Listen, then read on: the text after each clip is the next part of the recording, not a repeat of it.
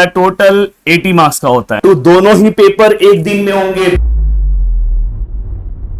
दोस्तों गिरिडोल के इस प्लेटफॉर्म पे आपका बहुत बहुत स्वागत है। ऑलरेडी आपने 10th के बोर्ड एग्जाम में मुझे बहुत अच्छे तरीके से देखा होगा और ऑलरेडी मैंने आपके 10th के बोर्ड एग्जाम में आपको बहुत ही हेल्प किया। अब बारी है 11th की और 11th में भी मैं आपको बहुत अच्छे तरीके से आपको हेल्प करने वाला हूं। और दोस्तों साथ में ये बता देने वाला हूं कि साथ में यहां पे मैं आपको पूरा का पूरा 11th का सिलेबस बताऊंगा। साथ में मैं आपको ये भी बताऊंगा कि कौन से ऐसे लेसन है जो आपके एमएसटी सीईटी और जेई के एग्जाम के लिए इंपॉर्टेंट है मैथ्स के सिलेबस में। तो सब कुछ मैं आपको बताऊंगा कौन से ऐसे चैप्टर्स हैं जो 12th के लिए बहुत ज्यादा इंपॉर्टेंट है, तो हमें 11th में बहुत अच्छे से मेहनत कर लेना चाहिए। और दोस्तों अगर मैथ्स आपका अच्छा है तो आपका बाकी के सभी सब्जेक्ट भी स्ट्रांग हो जाते हैं, क्योंकि अगर आप फिजिक्स करने जाओगे तो उसके अंदर भी मैथ्स आता है।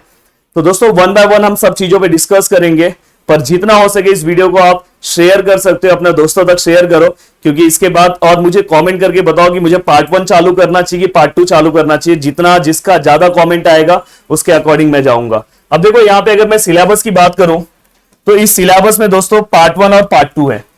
अब मैं यहाँ पे स्पेशली मैं यहाँ पे साइंस की बात कर रहा हूँ, कॉमर्स की बात नहीं कर रहा हूँ। कॉमर्स की बात मैं कॉमर्स के चैनल पे करूंगा। अब यहाँ पे साइंस के सिलेबस में अगर मैं देखूं तो पार्ट 1 का सिलेबस है। पार्ट 1 के सिलेबस में टोटल 9 लेसन है। अब हमें जो हमने 10th में पढ़ा, 10th में हमारा अलजेब्रा था, ज्योमेट्री था। अलजेब्रा में आपको पता है टोटल 6 लेसन थे, ज्योमेट्री में टोटल 7 लेसन थे, बट यहां पे एक ही पार्ट में टोटल 9 लेसन है। यहां पे अगर आप देखोगे तो इसके एक्सरसाइज भी बहुत बड़े बड़े रहते हैं।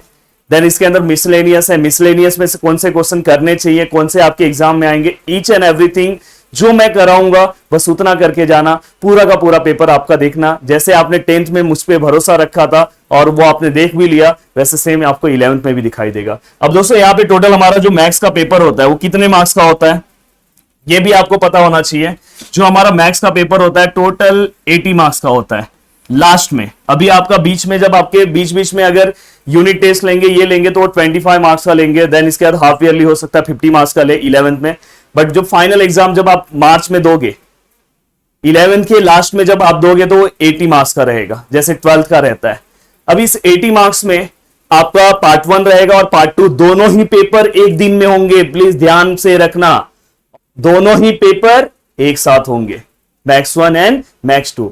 अलजेब्रा ज्योमेट्री अलग अलग पेपर होता था भाई, यहां पे एक ही दिन में 12th का जब आप पेपर देने जाओगे तो एक ही दिन में पेपर होगा। वैसे लास्ट में आपको एक ही साथ में पूरा का पूरा पार्ट देना होगा। पर मैं साथ में ये भी बता दूं कि बहुत सारे कॉलेजेस में इसमें से कुछ कुछ लेसन कैंसिल कर दिए जाते हैं, पर मेरा सजेशन है कि आप अच्छे से सभी लेसन को करके जाना, जिससे आपको 12th में बहुत अच्छा फायदा हो। जैसे कि ये पहला जो लेसन है एंगल इन इट्स मेजरमेंट, सभी को अच्छे तरीके से करना चाहिए और मोस्टली सभी कॉलेज में ये लेसन रखते हैं। देन ये दोनों लेसन एमएसटी सीईटी और अगर आपके जेई अगर आप आगे करते हैं तो उसके लिए इंपॉर्टेंट है ट्रिग्नोमेट्री 1 एंड ट्रिग्नोमेट्री 2, क्योंकि आगे जब आप 12th में जाओगे तो डेरिवेटिव है, इंटीग्रेशन है, सभी के जो बेसिक फॉर्मूला है वो यहीं से जनरेट होंगे। देन इसके बाद डिटर्मिनेंट तो भाई बहुत अच्छे से कर लेना।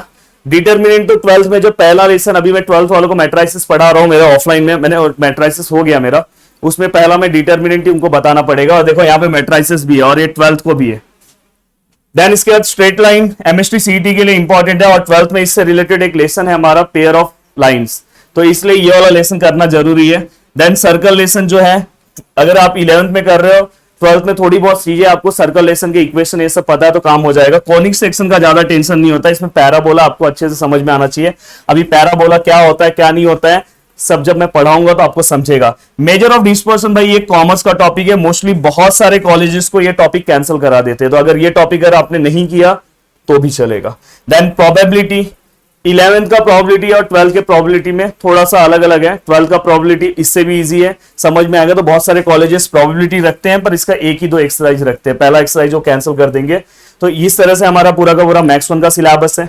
अब मैथ्स 2 का अगर हम सिलेबस की बात करें तो यहाँ पे देखो कॉम्प्लेक्स नंबर से सिलेबस स्टार्ट होता है। कॉम्प्लेक्स नंबर जेई के लिए भी इंपॉर्टेंट है, कॉम्प्लेक्स नंबर आपको बहुत अच्छे से एमएसटी सीईटी के लिए भी आपको करना चाहिए।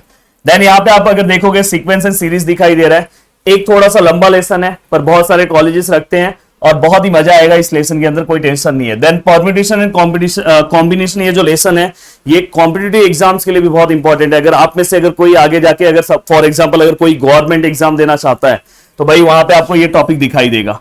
देन अगर आप देखोगे method of induction and binomial theorem, इसमें से बाइनोमियल थ्योरम बहुत सारे कॉलेजेस 100% करवा के लेते हैं, तो ये भी आपका पार्ट होगा। तो मोस्टली यहां तक का पार्ट आपके सिलेबस में स्टार्टिंग में वो रखते हैं। देन इसके बाद सेट्स एंड रिलेशन, ऑलरेडी आपने सेट्स के बारे में 9th क्लास में थोड़ी बहुत चीजें पढ़ी है, वैसा ही लेसन है, थोड़ी बहुत चीजें आगे है। देन फंक्शन के अंदर हम यहाँ पे लॉगरिथम पढ़ेंगे कि लॉग क्या होता है, फंक्शन के बारे में पढ़ेंगे, पर साथ में लॉग वाला पार्ट इसके अंदर आ गया, तो वो सब हम पढ़ेंगे।